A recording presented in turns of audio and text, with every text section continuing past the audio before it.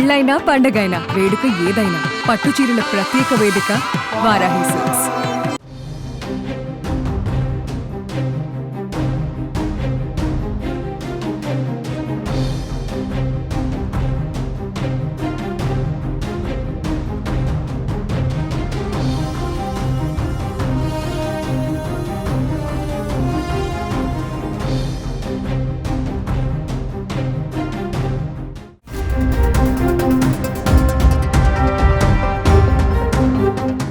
YCP నేత MLC Duvvada శ్రీనివాస్కు భారీ shock తగిలింది. వైసీపీ పార్టీ నుంచి దువ్వాడను సస్పెండ్ చేస్తూ ఆదేశాలు జారీ అయ్యాయి. పార్టీలో క్రమశిక్షణ చర్యలు ఉల్లంఘించినట్టుగా ఫిర్యాదులు రాగా పార్టీ క్రమశిక్షణ కమిటీ విచారణ చేపట్టి నివేదికను అధిష్టానానికి అందజేసింది.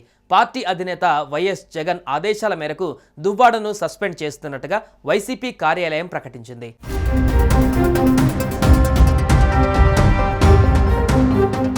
దువ్వాడ శ్రీనివాస గతేడాది నుంచి వార్తల్లో ఉంటున్నారు. భార్యతో విభేదాల నేపథ్యంలో దువ్వాడ శ్రీనివాస చర్చనీయాంశమయ్యారు.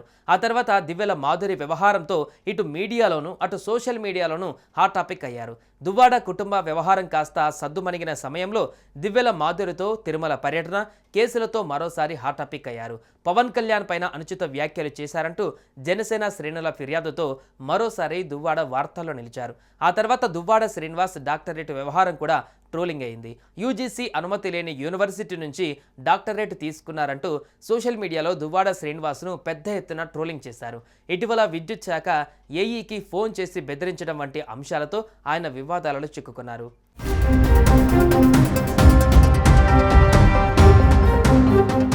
మరోవైపు దువ్వాడ కుటుంబ వివాదం సమయంలో వైసీపీ పార్టీ దువ్వాడను టెక్కలి వైసీపీ ఇన్ఛార్జి పదవి నుంచి తప్పించింది.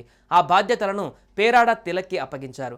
ఇప్పుడు క్రమశిక్షణ ఉల్లంఘనకు పాల్పడ్డారంటూ దువ్వాడ శ్రీనివాస్ను పార్టీ నుంచి సస్పెండ్ చేశారు. అయితే ఈ సస్పెండ్ పైన దువ్వాడ శ్రీనివాస్ నుంచి ఇంతవరకు ఎలాంటి అధికారిక స్పందన వెలువడలేదు.